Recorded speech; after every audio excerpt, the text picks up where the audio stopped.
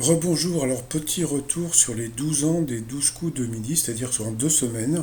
Alors qu'est-ce qu'on a vu en 2 semaines? Bah, déjà, il y a deux personnes qui sont sorties du lot, hein, Temsit, hein, donc, que je ne connaissais pas, donc voilà, qui a fait le show, qui a été super mignonne. Et puis vous aviez Jérôme, qui était un ancien maître de midi, et qu'on a beaucoup vu donc dans les 2 semaines, qui a montré qu'il avait énormément de culture et qu'il aurait pu aller très loin. Donc comme je l'ai dit, c'est quelqu'un que j'ai sous-estimé tout simplement. Donc bon, il y a eu une ombre qui a plané sur le jeu avec l'absence de lui, voilà. Grâce aux 12 ans, on a pu voir Z pour la première fois. On a vu que eh bien, Blandine était toujours aussi adorable et Mimi. On a vu que Léo de Saint-Lô avait trouvé l'amour. Par contre, alors il y a eu deux absents. Alors bon, premièrement, j'étais super déçu sur deux choses. Petit 1, bon, il n'y a pas eu de message vidéo, c'est-à-dire que bon, si ne pouvait pas venir, idem sur Tata Vero, c'est qu'il y a eu un problème. Donc je connais pas le problème qui a pu y avoir, mais franchement ils auraient pu mettre un message vidéo, parce que sur les 12 ans des 12 coups de midi, de ne pas voir Paul ni Tata Vero, qui, bon, quand tu regardes le haut du tableau des 12 coups de midi, donc ils sont super placés, et pas de message, rien du tout.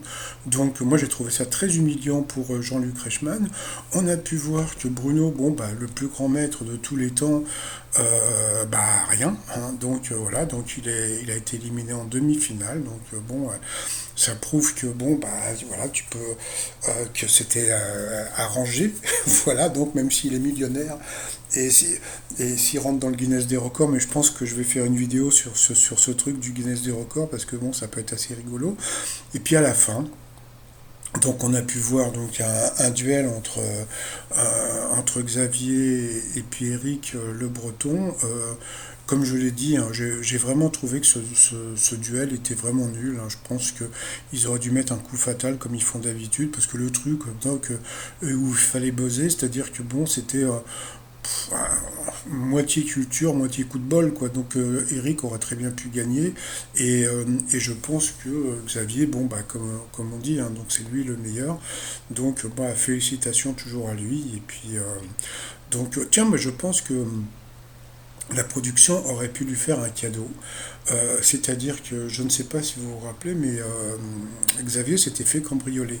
Et on lui avait volé comment dire, ses trophées. Alors bon, il y avait des trophées des 12 coups de midi, des trophées d'autres émissions.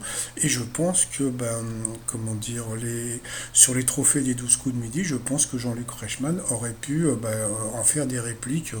Voilà. Mais bon, bah, ils ont peut-être pas eu l'idée, mais bon, voilà, quoi. Donc, félicitations encore à Xavier. Puis moi, je vous dis à tout à l'heure pour bah, le résumé, puisque c'est normalement c'est le retour. Allez, à tout de suite.